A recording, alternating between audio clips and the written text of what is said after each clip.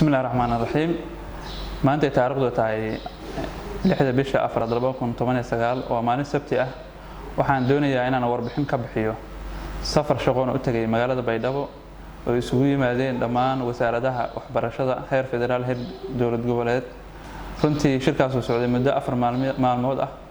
waxa ka soo baxay natiijooyin aad iyo aad u qurux badan runtii waxyaalaha aad looga hadlo waxa kamid ah imtixaanaadka oo ardayda Soomaaliyeed ay gali doonaan sanadkan horena ay u gali jireen runtii imtixaanaadka laba heer ayuu kala noqon doonaa hadii Ilaahay yiraahdo waa imtixaan qaran iyo imtixaan dowlad goboleed imtixaanka qaran waxa weeyaan waa midka form 4 ama dugsiga sare oo dowladda federaalka Soomaaliya qaadi doonta hadii Ilaahay yiraahdo runtii imtixaankaas waxa sanadkan ku cusub waxa kamid ah ardaygu markuu oo deegaankiisa uu ku galo imtixaanka inuu ku heli doono shahaadadiisa deegaanka ay joogo tusaale ahaan ardayga jooga Balanballe ama Baxdo wuxuu ku heli doonaa shahaadadiisa asagoo gurigiisa jooga ayuu heli doonaa hadii Ilaahay yiraahdo waana runtii wax ka turjumayo adeegyada bulshada runtii sanadii hore waxa dhici jirtay ardaygu markuu dugsiga ku dhameeyo deegaanka uu joogo inuu inta baxo oo xamar aado ka bacdi uu diyaarad raaco qarash badan oo bixiyo inuu shahaadadiisa raadsado laga yaabay inay muddo badan ay ka maqnaato laakiin sanadkan hadii Ilaahay yiraahdo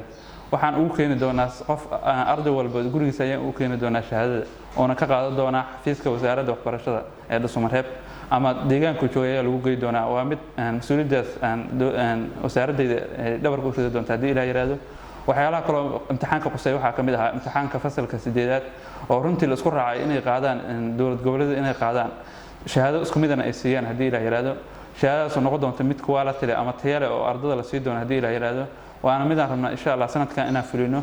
oo imtixaankaas midka qaran iyo midka state labadaba aan qaadi doono hadii Ilaahay yiraahdo waxyaalaha kale muhiimka ah ka hadalna waxa kamid ah oo ka soo baxay shirki mashaariicda waxbarashada oo runtii ognahay wadankeena mashaariic aad u fara badan lagu bixiyo waxbarashada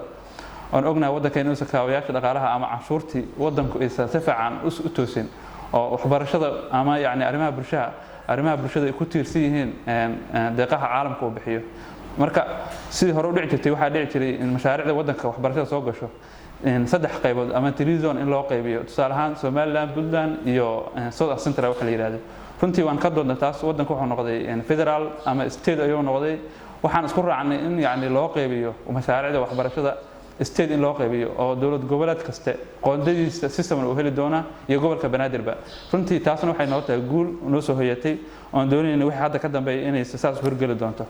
waxyaalaha kale muhiimka ah oo hadalna waxa ay diiwaangelinta dugsiyada si loo abuuro iskuul aqoonsiga tayo leh ardayga isku hubo ka baxo waxa la tala qaatay in sanadkan la diiwaan geliyo iskuulada wadanka oo dhan dhamaantood runtii intaana ka hadlin ka hor galmudug waxay sameysay diiwaan gelinta iskuulada waxbarashada deegaanada galmudug runtii taas anaga meel fiican oo gabagaba ay inoo mareysay shirkiina waa lagu soo daray wayna ka soo baxday waan rajaynaynaa mar dhow inaan soo dhameystiri doono xageena inaan soo dhameystiri doono hadii Ilaahay yiraahdo diiwaan gelinta dugsiyada waxyaalaha kale muhiimka laga hadlo waxay ahayd manhajka runtii wadankeena si ognahay burburka soo gaaray ma lahayn manhaj midaysan ma uusan lahayn oo iskuul walba wuxuu doonay ayuu dhigi jiray laakiin waxa isla qaatay wadanka maadaama dowladnimadiisa soo kabatay in la qaato hal manhaj in la qaato oo wadanka oo dhan marka sanadkan waxa noo qorsheysan hadii Ilaahay yiraahdo wadanka oo dhan la rabaa in yaani laga fuliyo manhaj midaysan tusaale ahaan fasalka 1aad ilaa fasalka 8aad in la qaybiyo bisha June hadii Ilaahay yiraahdo sanadkan in la qaybiyo dhamaantood si sanad dugsiyeedka soo socdo manhaj midaysan wadanka oo dhan uu hirgalo fasalka 1aad ilaa fasalka 8aad December hadii la gaarana waxaan rajaynaynaa in asagana sidoo kale dugsiga sare in la qaybiyo doono manhajkiisa